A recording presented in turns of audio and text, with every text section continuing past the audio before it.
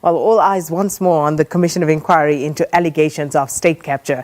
President Cyril Ramaphosa will today continue his testimony at the Commission and is expected to be quizzed about his 2017 ANC Presidential Campaign when he returns to the stand today.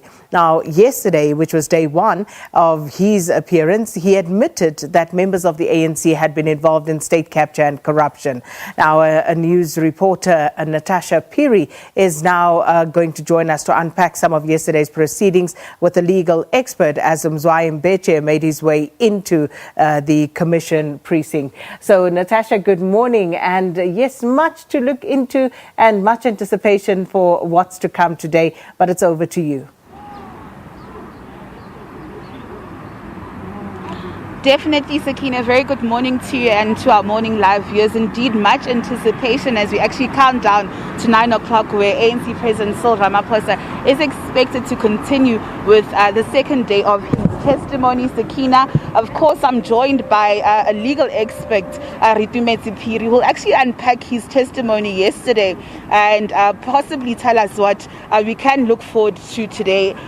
Just to also give you somewhat of a background about yesterday, as you know that my colleague, the political editor Mzwayi Mbeche, covered proceedings inside the Commission while I covered proceedings outside, and of course we saw those various political parties staging a picket outside, namely the DA, the Congress of the People, COPE, and Action SA, all basically calling for accountability, saying that the president must account for his actions, and actually his role and the party's role in what they call these alleged 9 wasted years where they say state capture actually happened. We also saw the likes of the SACP coming out in support of the Commission and the work of the Commission, and we also saw there an ANC stalwart, Father Mkasha. But actually, to unpack more, I'm joined by the legal expert, Mr. Reitumetse Phiri. Thank you so much for joining us on SABC. Always a pleasure having you.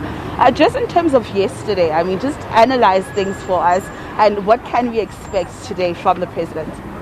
Sure. I think yesterday, the president of the ANC did acknowledge that some wrongs had happened in the past or in the recent years. He did speak to the fact that, for instance, things like Bosasa should have never actually happened. He did speak to the fact that, the new Political Party Funding Act will hopefully remedy some of the issues that facilitated the state capture that we've seen. So I think, there is at least a bit of an acknowledgement that something did go wrong. I did feel, though, that the president did come a little bit short in talking us through the detail of what exactly happened. And we did see the Deputy Chief Justice and the evidence leader starting to press him on some of the issues as, what exactly happened, who did what, and how. So I expect that going into today, we'll get a little bit more of, hopefully, a little bit more detail from the president. And I mean, we know that an issue, for instance, such as the Guptas will be discussed today, and hopefully we can get a little bit more from the president around what was happening with the party and the party's role in this state capture. Well, the bone of contention for some political parties that were actually picketing outside was the issue of accountability. And judging by his testimony yesterday, was there some form of accountability from the ANC president and from the party as well?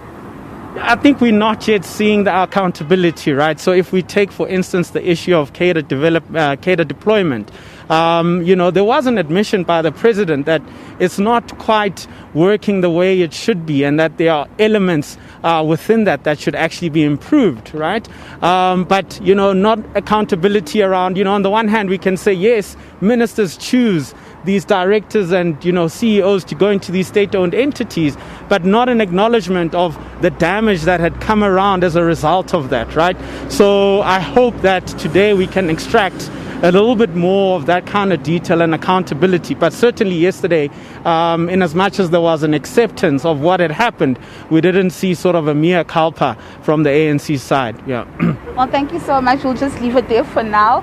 Sakina, as you know that Mr. Mbete is actually on his way inside the commission. Of course, we're cutting down those minutes to when ANC President Cyril Ramaphosa will be appearing again before the commission. But of course, from the SABC team out here in Braamfontein, we promise to give you all the live updates blow by blow. So from me, let's just leave it here and cross back to you in studio. Well, thanks, Natasha Phiri. And as she promised, we will be updating you as and when it happens. And of course, 15 minutes to be exact until the commission starts today. But we'll have all of that for you and more. But for now, let's take a quick break.